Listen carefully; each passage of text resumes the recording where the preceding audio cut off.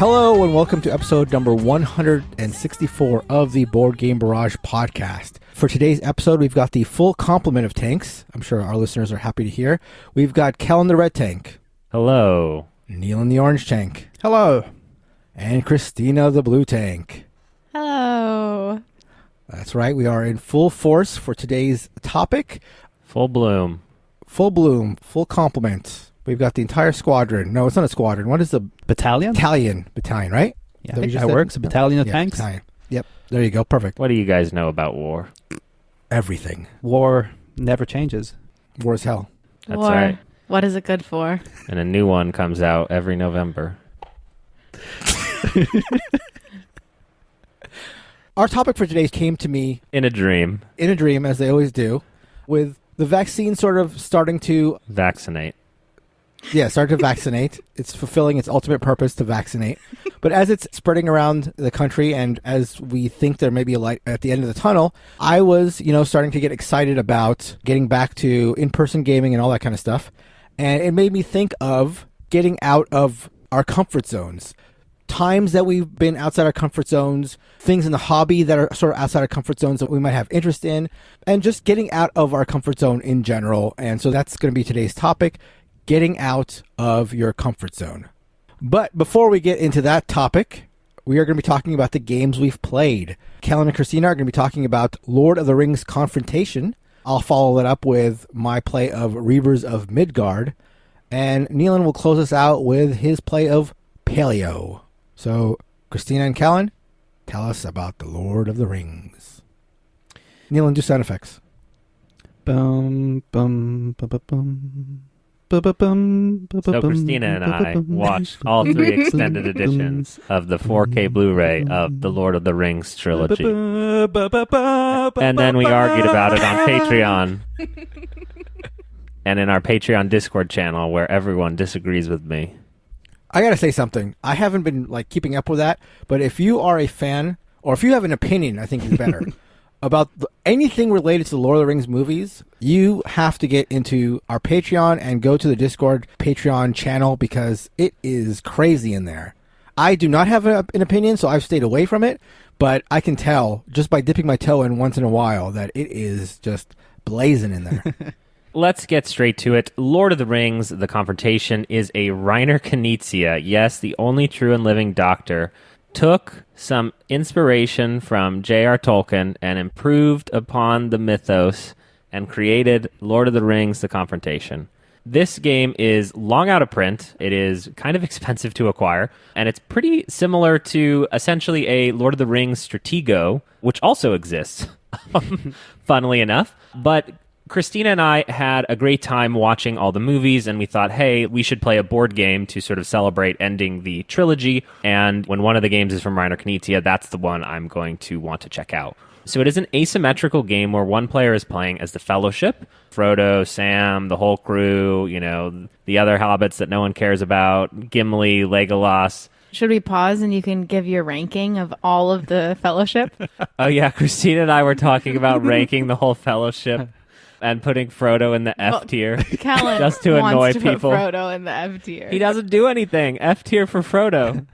Who was in the S tier? I couldn't remember. I can't remember. You put Boromir. Oh, yeah. Yeah, in the S tier. Yeah, Boromir's the only one in the S tier, just to piss people off. Anyway, that is what I dream about, Mark, unlike you. In Lord of the Rings, The Confrontation, someone plays as Sauron and sort of the minions of Sauron, including, Nazgul, Black Riders, Saruman, and a bunch of different characters. And you set up the board so the good player starts in the Shire, and the bad player starts in Mordor, and the good player is trying to move Frodo to Mordor. If Frodo makes it to Mordor, that player wins. If Frodo dies, Sauron wins. And if 3 of the bad characters also make it to the Shire, they also win the game. The interesting premise is that every turn you must move forward. And if you can't move forward, you lose the game. So each space in the board has a certain amount of players that can be there. It is Stratego-like in that you don't know where any of the 9 characters are of your opponent. So when you move a character onto their space, you're initiating a combat, but you don't know what you're in for. And then you have a hand of 9 combat cards that you will use, and each person will play one face down, flip them over, and add their character value with the value of the card, and that person will win the battle. It's very, very, very straightforward, except every character has a special ability that is thematically linked to the movie. Well, to the movie. That's going to piss some people off. That's my goal here, is to just anger real Lord of the Rings fans, of which I am not, despite having read the series multiple times. This amounts to really, really cute things. I am not a thematic gamer, but it's sort of like if Sam is with Frodo, his strength is increased. So if you see two people on the Fellowship side, you're kind of like, I think that's Frodo and Sam.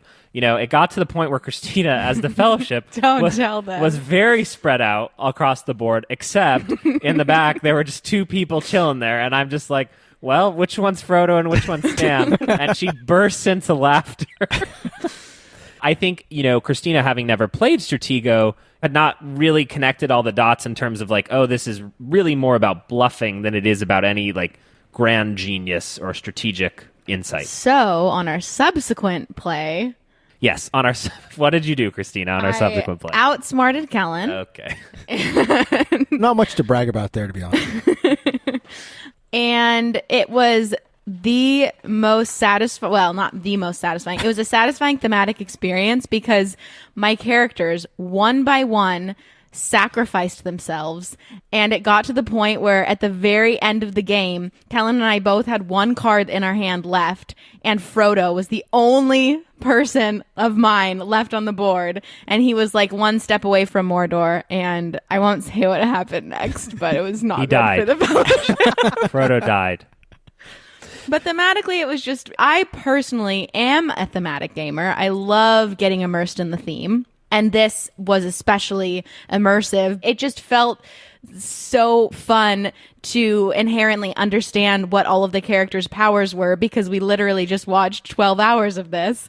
And it felt like I had like an emotional... Honestly, I was more upset. The games we played were very short. This game is straightforward. And I was very, very emotionally invested and upset because I really felt like I was letting the Fellowship down, For example, she almost rage quitted the first game when I strategically placed my Balrog in a certain area. The Fellowship is able to move through the Mines of Moria, but if a Balrog is stationed in one specific area, he kills anyone that travels through there.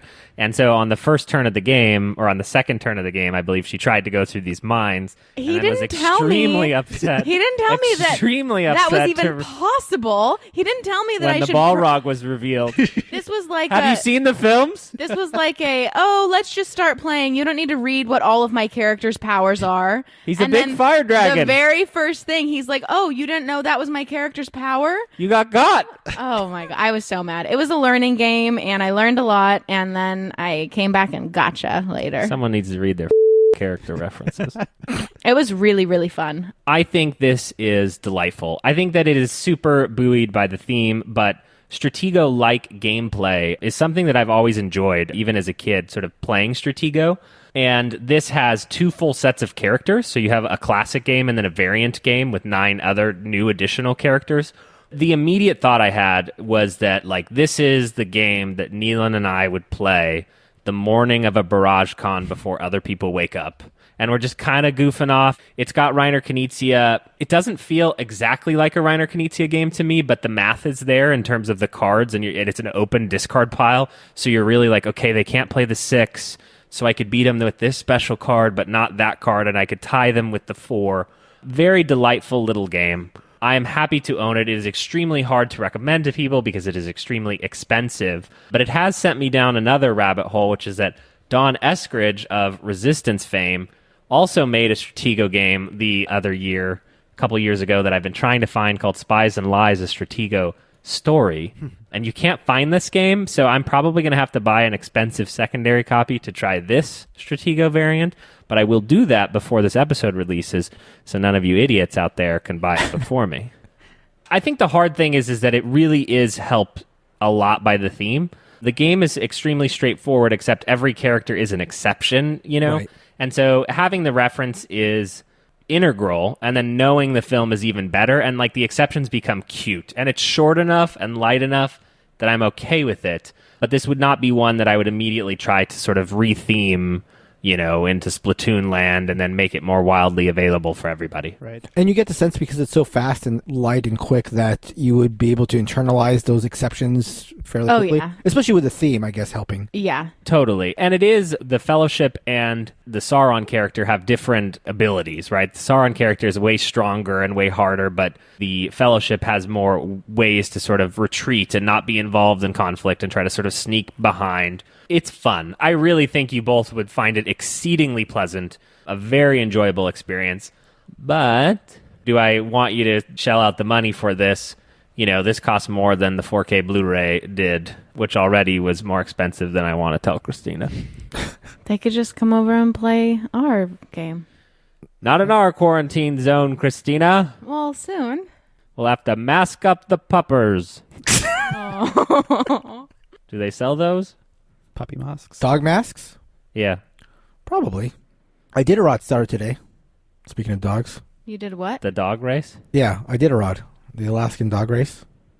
It's Balto. What do you mean? Ever heard of it? Oh, it's today. It started today. I thought you said Oh, I did. I did a rod, and I'm like, Yes. what does I that also did mean? a rod. I also did a rod. They're not cultured, Mark. We know. That's true. Yeah, I know. But also, I forgot to mention, when Christina was going over the cry count for Return of the King, the cry count, right, as we call it, she did say, and this is one of those conversations after we had the very humorous conversation about ranking the characters in the Fellowship. She said, when you see a horse, do you also start crying? No, And I did said, not, what? Kellen. Okay, he's misquoting. I said, well, obviously what I explained to you guys was Obviously. the moment where they're charging and everybody's screaming and you can see the horse's muscles and the horses are really trying hard. Anyways, that all culminates in the feeling and the emotion that and the music. Oh my gosh, the music. That's why you cry in the movie.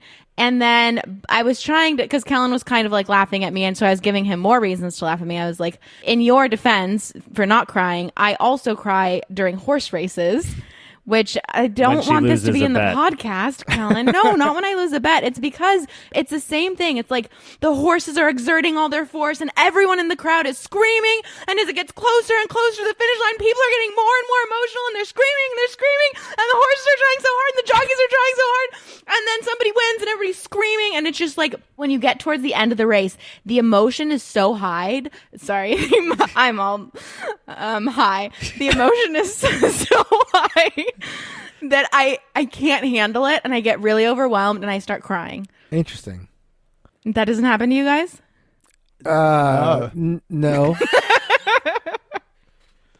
I sort of was feeling it when you were talking about the horses running and the emotion swelling, the epitome of natural beauty sort of thing. But you're talking about something else. You're talking about She's talking about those little jockey men. Yeah. Bouncing up and down. That's right. No, Kellen. Just like the hobbits. Did I mention that I did a rod?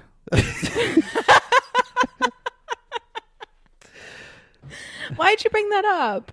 Well, it was relevant. It was relevant that I cry during horse races? I don't know. I thought it was a good anecdote. All right, well. It was a good anecdote. They didn't even hear the original anecdote Well, of the running, of the who charging. could say what he'll use? We're starting a file on you. That's right. The cry file. That's right.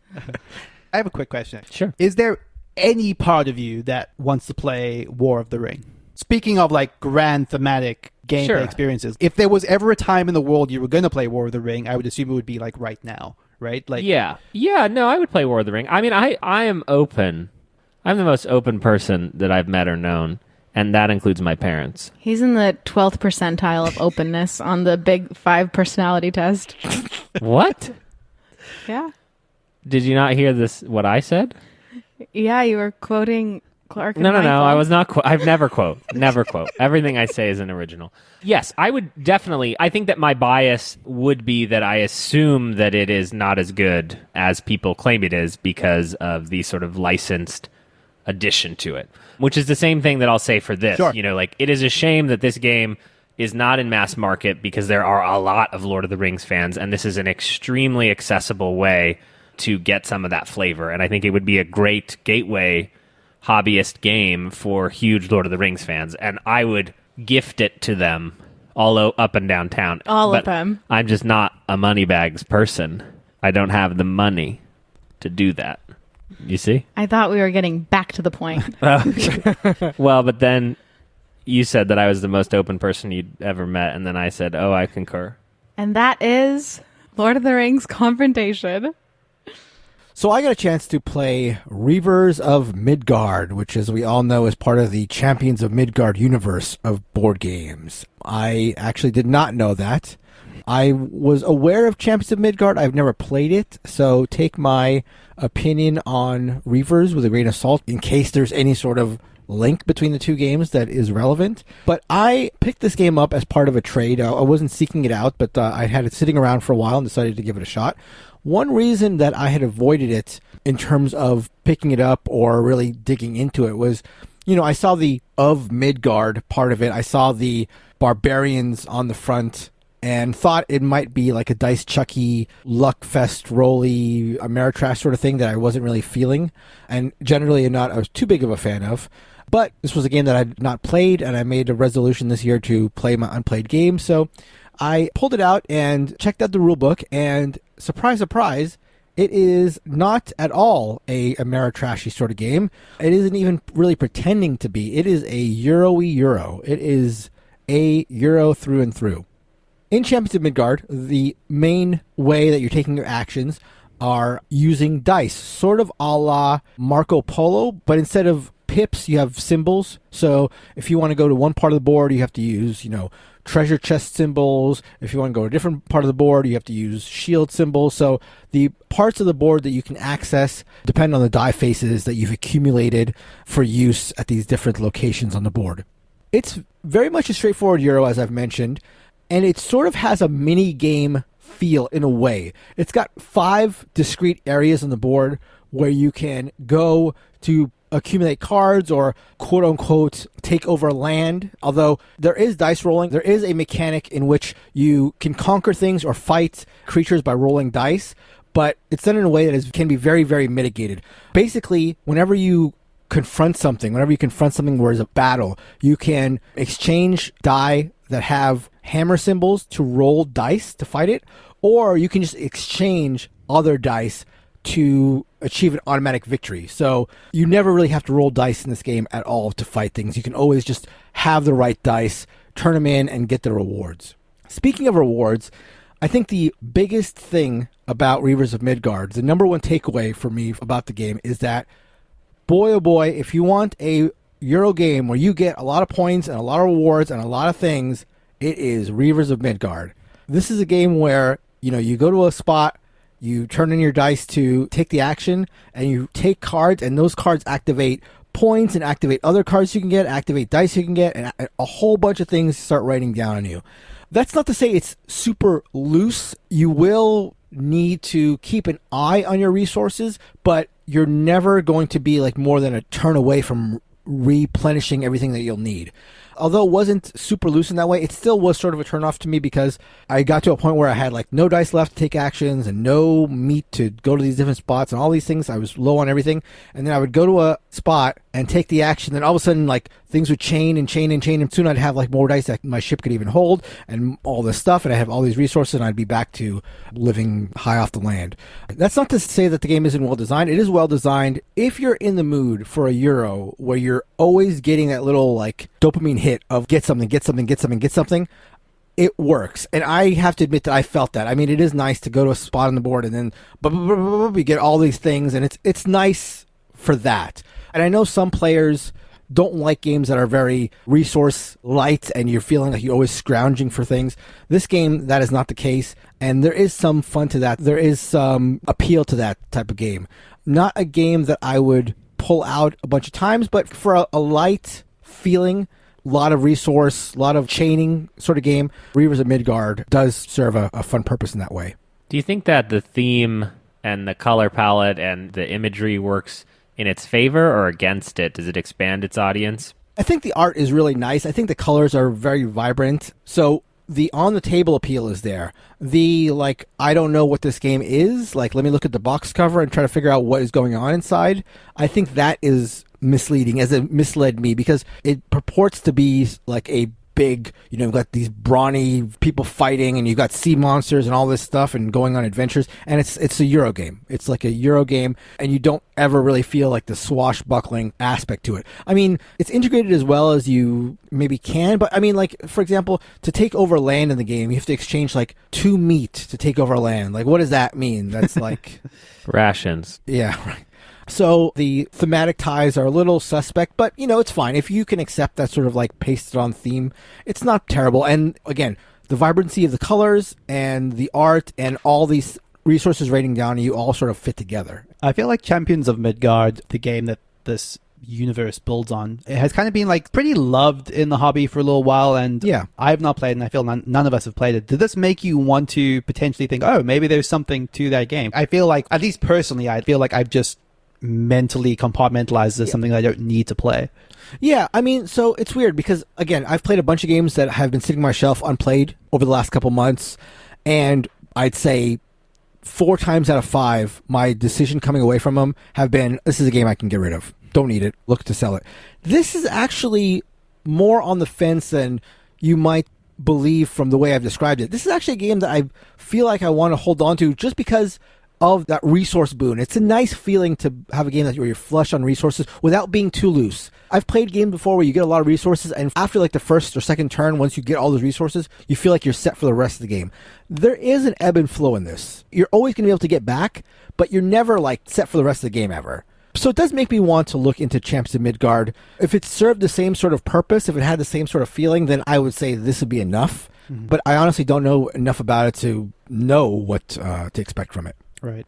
It comes from, and I'm looking at Neelan when I say this, the Feast for Odin school of Euro design instead of the Agricola school of design. Oh, because it's about Vikings. Yeah, I agree with you on that. No, and Christine and I were talking about this over dinner tonight, Neelan. You had the classic Agricola versus Feast for Odin over dinner conversation? Oh, God. Over again, the Helen? Maruchan ramen. Over the Maruchan ramen with egg and sriracha. Only Maruchan, never Nissan.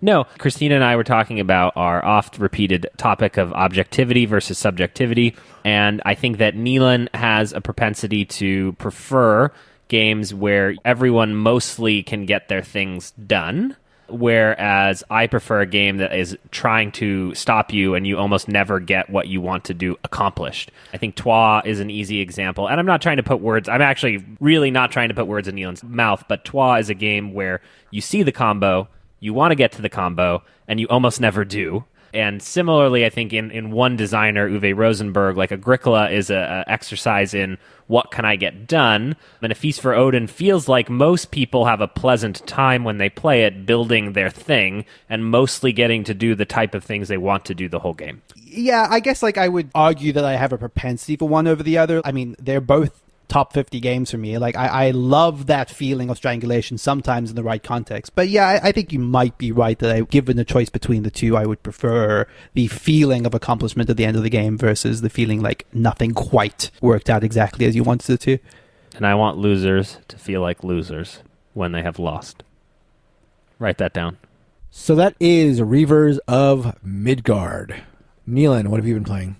So I have been playing Paleo from Hansem Gluck. This is a cooperative game and one that came to my attention during our last Eschenspiel preview episode. It is a cooperative game where you are each controlling a group of prehistoric men. The aim of the game, at least in the context of what your objective is to complete this cave painting, which in terms of the mechanics of the game, you could think of as just 5 cool accomplishments before you get 5 skulls, which represent basically death in your tribe. Every player starts the game with a couple of people in front of them. They have different icons that contribute towards different skill checks. And then you have a deck of cards, which get divided between the players. And on every turn, players will draw 2 or 3 of those cards, depending on difficulty. And based on the back of the card, pick one of them to resolve. I'll come back to what I mean by that in a little bit. But then once you reveal the front of the card, there are a couple of challenges on that card. And that might be, okay, you find a boar. So I'm like, okay, I have some hunters in my group, so I have enough spear icons to be able to kill this boar. Therefore, I will lose some cards from my deck as required by the challenge, get some food to put into our cave, And great, I have now accomplished that task. You sort of keep doing this by wheedling down your deck, going through these challenges, collecting resources, collecting food, collecting wood, collecting stone, because once you get through each of your decks collectively, that's what triggers the end of the day. And at the end of the day, you have to feed all your people, so you have to spend some of that food. You have to fend off animals, so you have to have collected enough wood, for example. You have to protect yourself from the cold, so you have to discard a torch, for example. And that symbolizes the end of the night. Any of these challenges that you can't complete during the night phase gets you one of those skulls, which moves you close towards ending the game. And then you repeat. That's the cycle of the game. You keep going through days, reshuffling all the cards, cycling through them again until you've accomplished your 5 parts of the cave painting. The way that the game evolves over the course of time is that one of the things you're able to do is craft new tools. So these are going to be new ways to get new skill check icons. You're going to be able to get new people into your tribe. You're going to be sort of getting new ideas and inventing new things. But the core of the game, to me, exists in these modules that get shuffled into the deck at the start of every game. So there are 10 of these modules, and each of them have very different thematic elements. So there might be one that represents a snowstorm. There might be one that represents wolves attacking the tribe. And you sort of pick 2 of them, you shuffle them into your deck, and they're going to present unique challenges. You have to have enough torches to fend off the wolves. And then in order to win the game, you must find the cards in the deck that are the wolves that you need to kill in order to accomplish your objective. And that is, I think, where the meat of the game in terms of the interesting thematic elements comes in. This idea that you are working through this deck to find the things that you need in order to complete these objectives. So let's go back to that key decision, right? Which is you're picking between 2 cards based on the back. Why is that relevant? Why is that important? Because the backs of the cards are only depicted by these sort of artistic impressions of that location in the game. So it might be like a forest, or it might be a mountain, or it might be a river, or a campsite. And you kind of have to like loosely decide based on the back of the pictures which of those cards you're going to choose. So, okay, we need wood. So I have a choice between a forest and a mountain. I'm going to pick the forest and hope that I'm getting an activity that's going to get me wood. One of the things that's kind of frustrating about this as a mechanic is buried beneath these are little traps. You might go to the mountains and there's a rock slide, and that sucks. There are some cards that are depicted in the back as just being straight up bad. They're these hazard cards that if you ever discard, you actually lose health for. But some of them are good, so maybe you should just occasionally pick a hazard. I don't know. There's something very weird about that mechanic that I think it kind of feels like the injection of the lightest sprinkling of decision-making that doesn't really amount to much, because it kind of feels a little bit arbitrary a lot of the time. So once these cards are revealed, the decision becomes, okay, which of our cards are worth focusing our efforts on, right? Am I going to choose an activity on my card or forgo it to like help you with your task? So let's say the other player draws like a big mammoth that we can hunt and get a lot of food. And I pick up some sticks to get a couple of wood. I don't really need the sticks this round, so instead I'm going to forego my action to help you with this big hunt. So there are these moments where you sort of come together to work towards big tasks versus choosing between multiple options in your card.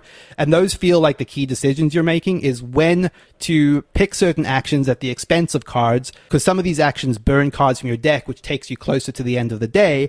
So those are the sort of decisions you're making a lot of the time, but this odd injection of barely hand/deck management based purely on your feel ski of what a card is going to reveal kind of just felt arbitrary. I understand why the game isn't just literally draw the top card off of your deck, because there is an element of like, oh, I have a couple of hazards coming up, so I'm going to choose to save the hazard for later. You know, there is a little bit of that to it, but it's very minor in the grand scheme of things. But I do think that there is something fun in trying to figure out what each module is all about, right? Of trying to go through the cards being like, oh, I get it now. We've now got this tool which we can now use in order to kill off the wolf. So when a wolf comes up and we fail against it, I'm like, okay, I now know what I need the next time this comes around, on the next day. So there's this element of sort of prepping and gearing yourself up for the challenges that are still to come.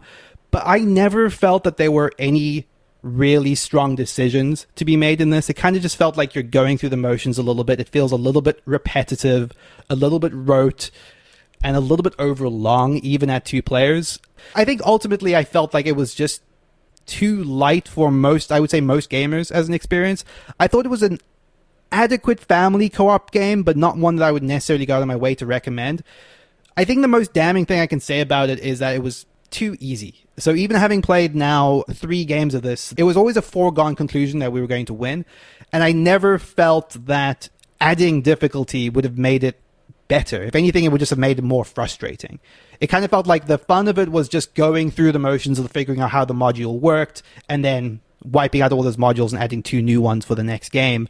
But the process of playing it just felt a little bit rote and repetitive. You said that one of the issues of it was that it goes too long? I think so, because I think that you get to a point, let's say about 2/3 of the way through the game, where you realize, okay, we've only lost 1 skull, we only need 1 more painting. I can see where it is. We just have to get the wood that we need to do this. And then you're kind of just going through the motions of getting through the day, knowing you will get that wood, but then, oh, I lost a person here. Oh, I had to give up some wood over here. And then just waiting for the right card just to end it, effectively. Right. It never felt like it had the required tension that a good cooperative game should have. I think we've probably talked about this too much already, but it does sound like this is unlike any other co-op game. Like, a lot of times we tie co-op games to, oh, this is a pandemic-like, or, oh, this is a card game, sort of like the game. But this one, struggling to put it in its position. It sort of reminded me a little bit the way Neelan was describing it, like Friday, which is not a co-op game. It's a solo game, but it's a game where you go back through the same deck of challenges over and over again. Is there some of that? It's not unlike Friday, actually. That's actually an interesting comparison. I think one of the things that is interesting right off the bat is that Friesen knows how to make that mechanic feel like, I say this a lot, but like mathematically sound. Like you know that it's just right. You know that there's a very delicate balance between the cards you can lose versus the ones you can't. Yeah, like when you win in Friday, you feel great. Exactly. You're always at a crescendo and you're always barely going to make it or barely going to lose. Right. In some ways, it's similarly frustrating when you lose because it's sometimes just for reasons that you can't help. Yes. But right. in Paleo, I just never felt that tension. It never felt like the game was running away from me. Right. So it kind of dilutes any of the key decisions you're making. Right. So I would say like a pleasant, light thematic family game, but probably not one that's going to hold a lot of interest for experienced gamers. And that is all I have to say about Paleo. Before we go on to our main topic, we want to read a review. As always, one of the best ways to help our show out is to review it wherever you found us, be it Apple Podcasts or our Facebook group or wherever you find us. If there's some mechanism to review us and give us 5 stars or 10 stars or 2 thumbs up or whatever the highest rating is there. We're almost at 200. I mean, wouldn't it be grand to be at 200? Wouldn't it be grand to be at 300? You got to think big, Kellen. It's always been my problem. That's right. So despite what Kellen said about our review count, I'm seeing here that the review I'm reading from Isla is rating number 224. So we are next up to hit 300. So that would be nice to wake up to 300 reviews. Review number 224 from Isla is titled Nothing Quite Like It. This podcast is by far my favorite. It is filled with all the components of a great show. It helps to fill you in on all the board games you may have missed and, as you say, the latest hotness. In doing so, it also weaves in fun jokes and moments to keep you laughing for days. For days! Laughing for days. I've never enjoyed a podcast quite as much as this. Thank you for making my long car rides and walks home a bit better with each episode. Thank you, Isla. Isla has been a long-time listener. Isla had a little segment on our show way back when, didn't she? Yeah, that's true. Yeah. So the only fan, I think, to ever have a segment on the show. So that's rarefied air. So thank you, Isla. And you can be like Isla and get us to number 300 by leaving that review. Isla, as I can see here, has left 5 stars, which is the required number of stars in a 5-star system. So yeah, join the fun and review our show. Mark would like to wake up tomorrow morning to 300 reviews. That's right. So that's all I I'm don't know how asking. y'all are going to make this happen, but I believe it's possible. Look, my birthday's going to be in, I think, exactly a month from the day the show airs. So it doesn't have to be the next day, but certainly by my birthday. We should have 300 reviews. But let's move on to our main topic, getting out of our comfort zone. So let's start off our discussion by talking about times that we've stepped outside of our comfort zone. So Neelan, when is a time that you think you might have stepped outside of your comfort zone? One of the things I've spoken about a couple of times was this idea that I wasn't always comfortable with social gaming, and Time's Up and the Resistance did a lot to kind of change that for me. Like feeling like I was in a safe space to like enjoy that sort of game. Whereas prior to that, I kind of, I wasn't familiar with the people I was playing with, etc., etc. But one of the things I think that's still in this ballpark that still irks me a little bit are games that have like role-playing elements. And I went into a demo game I remember this distinctly, the very first PAX I went to of Penny Arcade's Thornwatch game, knowing that this had like these role-playing elements in, but someone at my studio was like, oh, I really want to try this. And I was like, okay. So I sort of went in knowing that I was about to be made uncomfortable. And, the game itself is not something I especially loved, but it has this component to it where if you'd ever describe one of the actions you're making with like some sort of flair or like some sort of storytelling, like the Dungeon Master equivalent, I forget what their name is, can give you like a reward token that we can actually expend later down the line. So I'm just going there watching my friend going like, oh yeah, I flip out from behind this rock, I sort of take my bow staff, I sweep his legs, and she'd be like, oh, very good, here's this reward token. And I'm just like, now I have to like step my game up. So I'm like uncomfortably going like, oh man, yeah, then I came out from behind the tree and I twirled around a couple of times and I shot him between my legs and it was great. And like, it was just, I remember feeling so like, what am I doing? I hate this. I have to leave. I need to make an excuse to leave right now. So yeah, that's my story. I think what was interesting about that is it in some ways like cemented this idea for me in a way that's probably not been like super great, honestly. This idea that I just can't get on with this sort of role-playing game, especially games that like lean into that element really hard. And that is not like a knock against the genre as a whole. Sure. It's just something about me specifically. Like I just know that they're not super well suited for me. Yeah. Wait, did you get the reward token though? I think I did. I did. There was like visible discomfort from the game master was like, I guess you get one. No, that didn't happen. but I do think that there was that element of just like feeling like once I had done that once, it wasn't worth doing again. And I just never had any other action with that much flair after that point. I feel like we all kind of, like, this is just not a genre that we have much experience in. And I think we all are kind of like weirdly sheepish about it, unless I don't know. I think that's probably true. You're looking at the drama club vice president from high school. Christina. Oh, me. Yeah. Okay, well, this is really going to surprise you guys. Because my example of when I went out of my comfort zone was with Meeples on a Map games. Do you believe that? So this is now my probably favorite genre of game. I love these games. There's probably not one that I've played that I don't like. But when I first started playing this genre, and my biggest memory of this was back in the early years of 2015 when we first played Blood Rage. And I had this resistance to attacking my friends. I think I would always want to choose the faction or the strategy that was the least attacky because it just felt so bad to me to like kill my friends, Wow, that's long gone. I know. Now it feels bad to not kill my friends.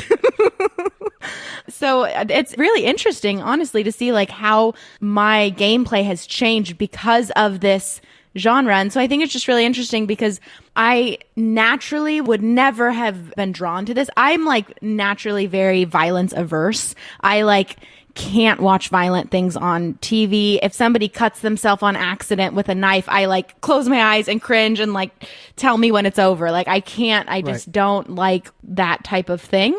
And similarly, like I don't like making people sad. And so like it made me really sad to have to attack Neelan. And I would be like, I'm sorry, but I have to, I think like breaking out of that fear of doing those things has literally changed the way that I play games and the way that I enjoy playing games. I mean, it's like some of the biggest moments in my gaming life are playing Meeples on Map games and having those huge attacky fighty moments. And that actually is like all of our friendships are stronger because of those. You know what I mean?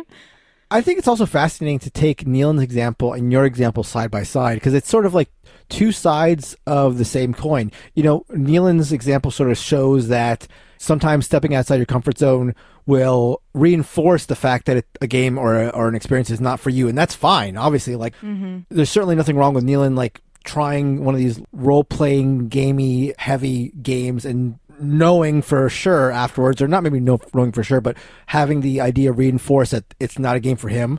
And then you, on the other side, thinking it wasn't for you, stepping outside and now fully embracing the attacking nature of the game. It's sort of interesting. I would argue both experiences were beneficial in the end. Yeah, that's the hope, right? The hope is always that you'll come away changed, at least by having done something that you just know the answer to already, right? You either come away with something that you would never have experienced and a new love and a new appreciation for it, or at the very least, you know what, I knew I wasn't going to like this and now I know for sure that. Right. I think both are, like you said, beneficial.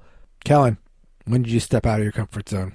I think that this is a really interesting topic, as you mentioned, given the sort of year that everyone has been through. I think that the function and nature of board game groups that are comprised of sort of different tastes and flavors and people naturally push you to try things that you otherwise would not. So I really struggled to find something that I would consider a recent example of stepping out of my comfort zone when it comes to board gaming. And then the second factor is sort of the length of time that you spend in the hobby probably cements the guardrails. I've gotten zapped by that one too many times. I'm not going to touch the electric fence again. But the example that comes most to mind for me is having tried playing Megagames twice. We went once at Gen Con, and that was somehow not enough. And then again at Shucks, the last time that was in person, Neelan, Christina, and I played a mega game that was related to the Scythe IP, a fan-made mega game. And a mega game is sort of a board game that's happening while an RPG is happening, and there are 100 players, and there are 12 different factions, and there are people portraying the media, and it really does this sort of middle straddle line between RPG and board game, and I just doesn't work for me, and I'm just so uncomfortable there. One of the examples from the Scythe mega game was, there were inventors who could, for their faction, come up with an invention, literally just write down, it invents gold, and it spits out gold and protects the border, and then they hand it to the moderators, and then the moderators would thumbs up or thumbs down that invention, and then either give it a cost or something, and then just put it in the game. And so literally the rule for that mechanic was oh yeah, give it a try. Yeah, that sounds cool. And my brain just does not, I'm sitting there going this can't be real. What's happening? There's this shared delusion, and I'm not here with them, and I want to be here with them, but I don't know how to be here with them. It's this little siren song, though, because there are 100 people there enjoying themselves.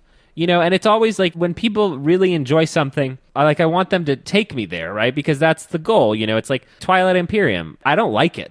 I really don't. I don't think it's good, actually. I don't think it's good at all, even the 4th edition. And yet, if you tell me your favorite game is Twilight Imperium, and you say, oh, Kellen, you want to play with us? I want to play with you.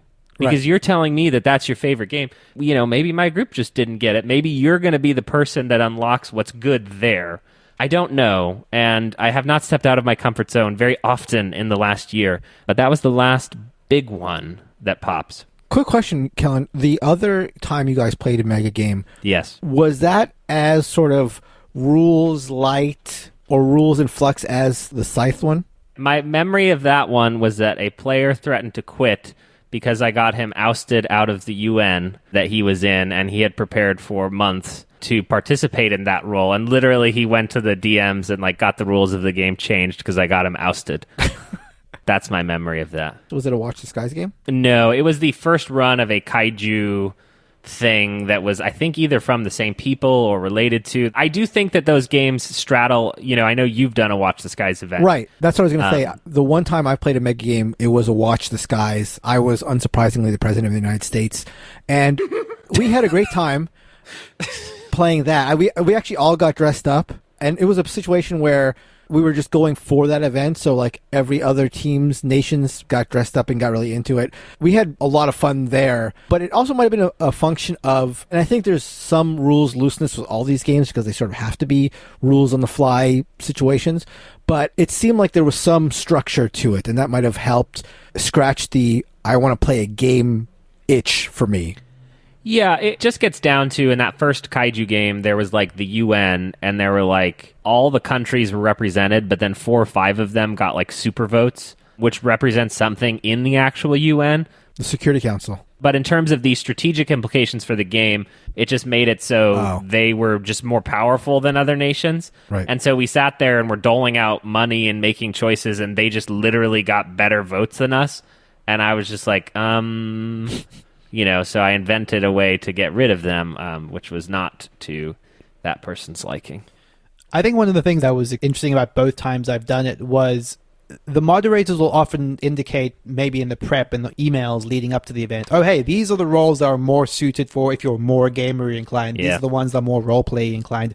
But I still think that there is always this awkward blend of there's just not enough mechanical soundness for my taste. So I'll be like half playing the game and then realizing like, oh, wait, we can do that? I didn't even realize we could do that. And as soon as that looseness appears, something in me shuts down a little bit. Sure. My example of stepping outside of my comfort zone is way more generic than yours. Whenever I have decided to try joining or participating in a game group that I've never been to before.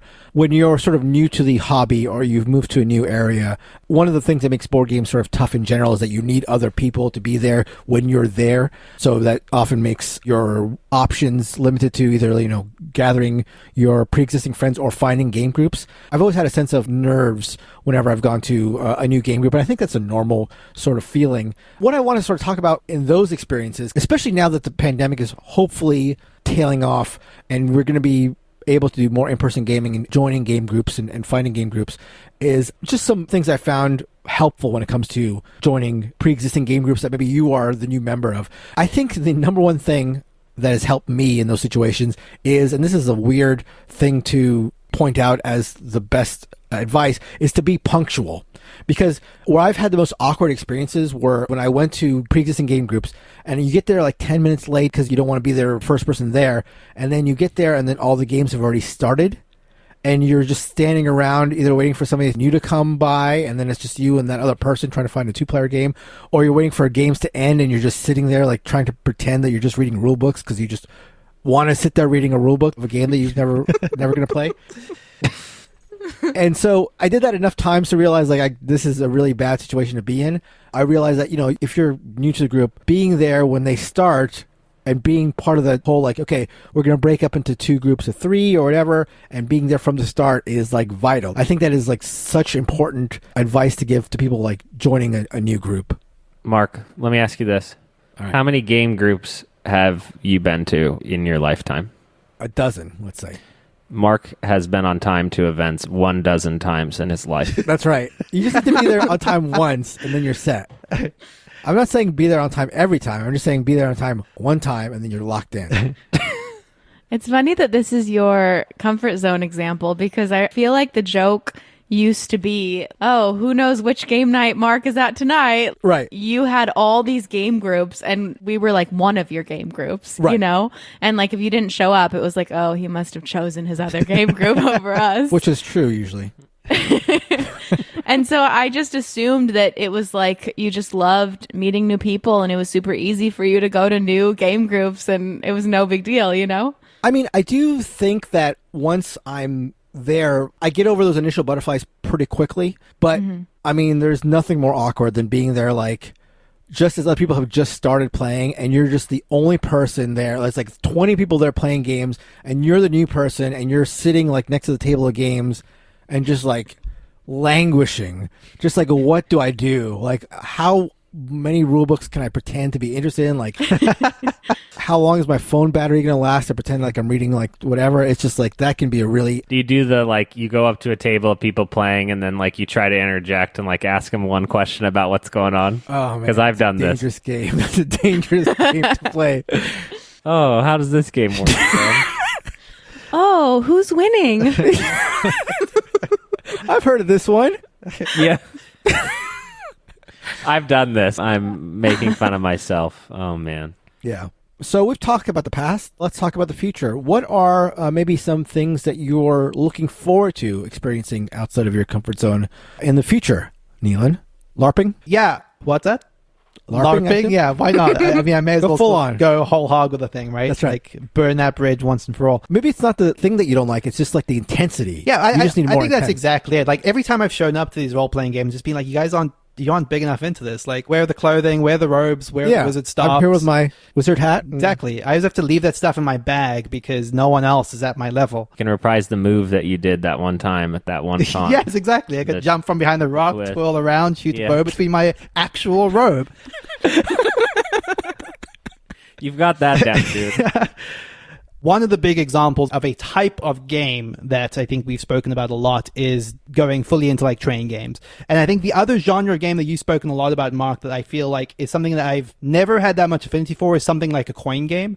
In particular, I feel that games that have like strong historical themes to them, like actually rooted in historical events, tend to put me off in a way that kind of feels like I'm not someone that considers themselves very knowledgeable about history. It was always my least favorite subject academically. So I always feel like I'm just not going to fit in this if I don't understand anything about the Cold War for like... Oh, interesting. This is really fascinating to me. So for you, the aversion to playing these games is not that you're not interested so much as you feel like because you're not interested, you might not like sort of quote unquote fit in, or like... Kind of. It's a little bit of both. It's not being the sort of game that I would genuinely enjoy, but also feeling like I would make an idiot of myself through my lack of knowledge. Like, we're playing Twilight Struggle and I don't know anything about the Cuban Missile Crisis, and a card will come up and I'll mispronounce a name, something like that. Sure. Like the idea that I would just like completely give away my complete lack of knowledge of the subject. But that's something I kind of want to be better about. Like, I think what was being interesting to me is the times that I have explored some of these games and feeling like I've actually learned about a period of history that I didn't know anything about, and then found time to like investigate that separately, has been really, really rewarding. And especially in the 10 years I've lived here, the amount of things that I've like just stumbled into about American history and then sort of investigated separately because I had no exposure to that prior has been really, really, really cool. So I would love to force myself to try that more and more. That's cool. Christina, step outside the zone. I think I need to be more comfortable playing more party games.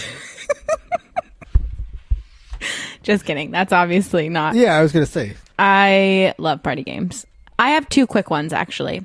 My first one is based on the fact that, as we've probably alluded to, there are 3 really, really good rules teachers in this group. And they are Mark, Neelan, and Kellen.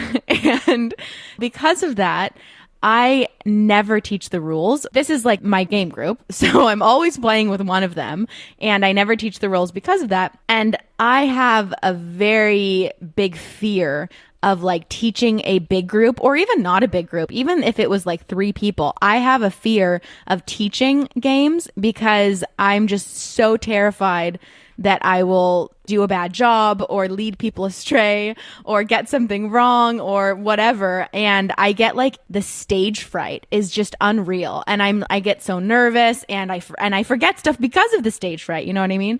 Anyways, I think that as we move into a world where we're no longer only playing games online and we get to hang out and we are in these bigger groups, I would like to practice that skill and actually start teaching some games, because I do think it's fun to read the rules and learn the rules and then be the one teaching, but it's just like such a fear of mine. So that's something you would like to get better at. It's not something that you... I mean, I don't know, kind of. Yeah, like sure. It's scary, so of course I don't want to do the scary thing, but it probably would be good.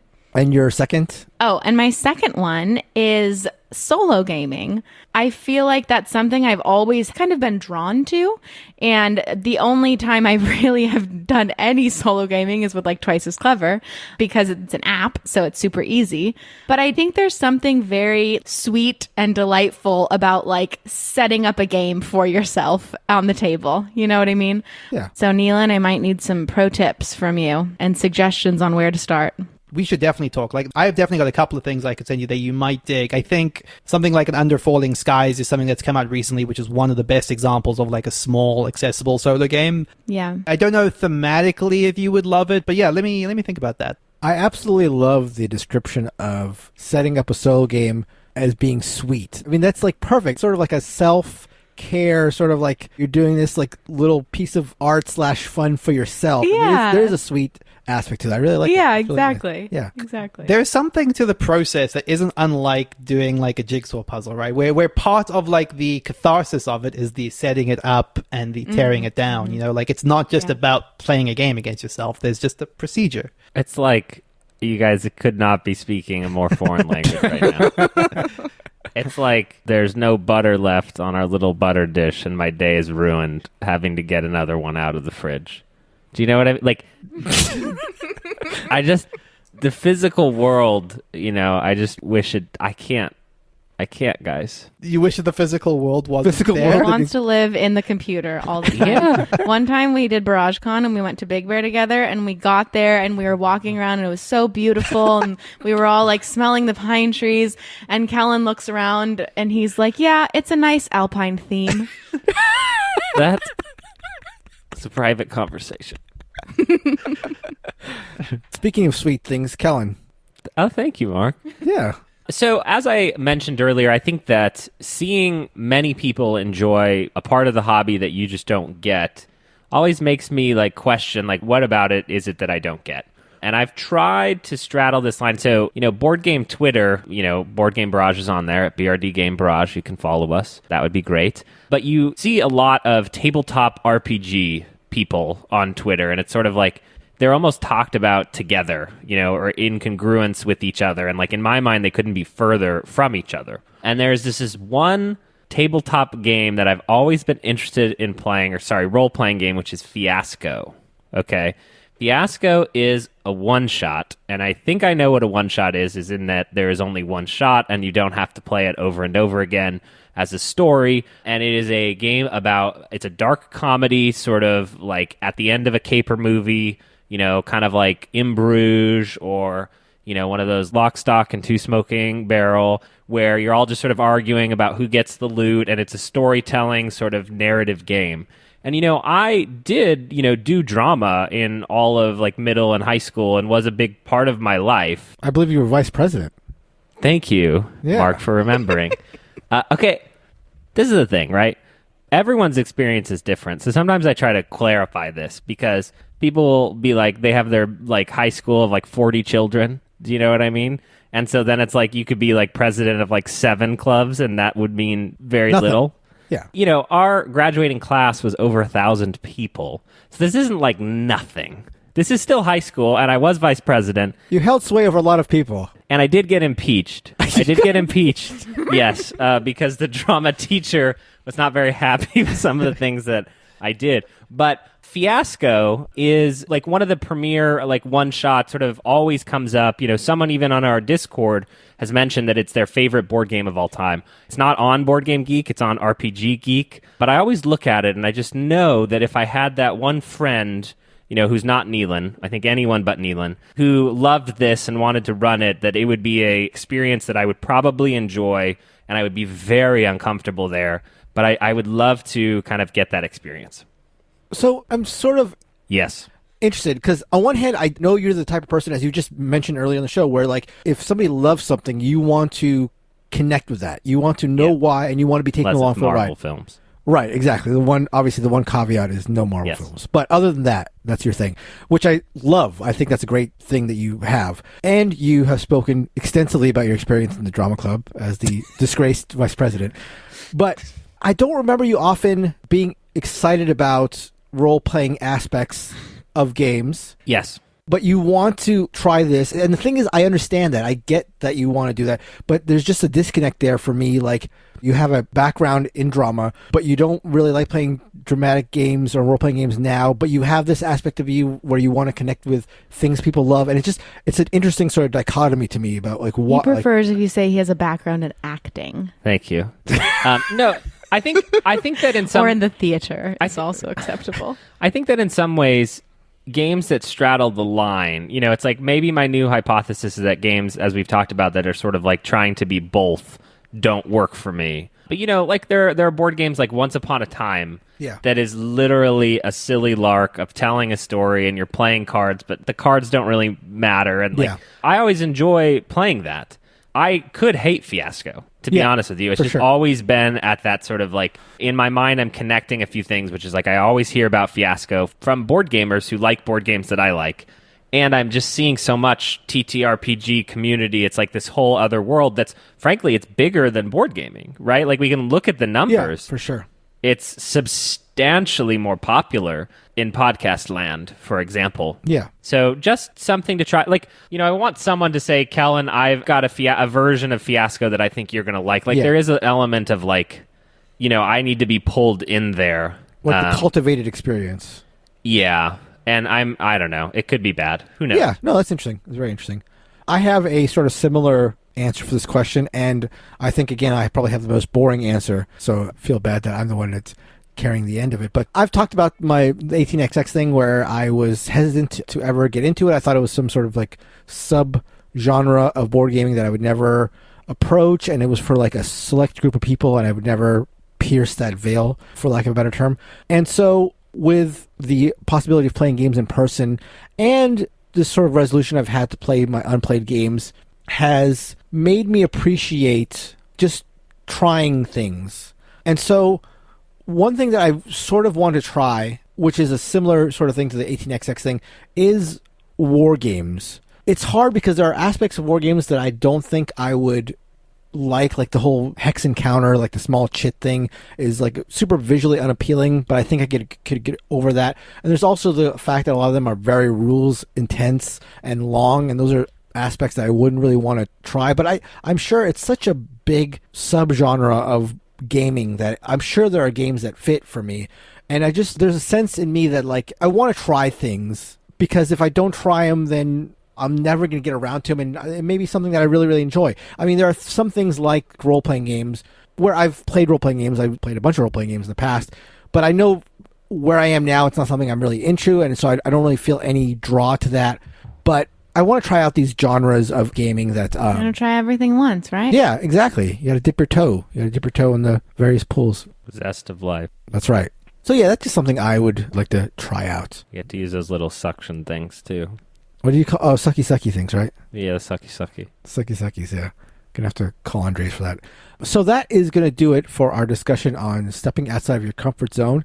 Why not go to our Discord and into the podcast channel where we discuss the week's episode and tell us about times that you stepped outside of your comfort zone or things that you're maybe interested in trying now that we can be playing in person again. Maybe going to the Discord will be stepping out of your comfort zone. There you go. Right. Actually, every time I talk in Discord, I'm stepping out of my comfort zone because I don't like talking online. It makes me anxious. I also think that that's not uncommon. Like, if you look at the number of people that join the Discord and don't end up saying anything, like, I think that's a totally fine way to use that platform, right? Is to just take in what you're experiencing. But yeah, definitely, please take this as your opportunity to step outside your comfort zone and say anything. Like, the community is so friendly, and I feel like the more you do it, the more you engage with it, the better it will be for you. Yeah, absolutely. What he's saying is, if you were looking for a sign, this is your sign. This is that moment. That's going to do it for our show. As always, you can find us on all forms of social media. You can find us at BoardGameBarrage.com. You can join our Discord, as previously mentioned, at BoardGameBarrage.com/Discord. In case you're looking for math trades, our math trades are kicking back up. We just wrapped up one, and so another one's going to be starting soon. That's at BoardGameBarrage.com/trade. Leave a review. Get us to 300 by my birthday. That is the goal. So that's wherever you found us. Leave a review. Again, 5 stars, 10 stars, 2 thumbs up, whatever the highest score is what we need. And as always, a big thank you to Heart Society for our intro and outro song, What's on Your Mind, Kid? And that's going to do it. Till next week. Goodbye. Bye-bye. Bye. Bye.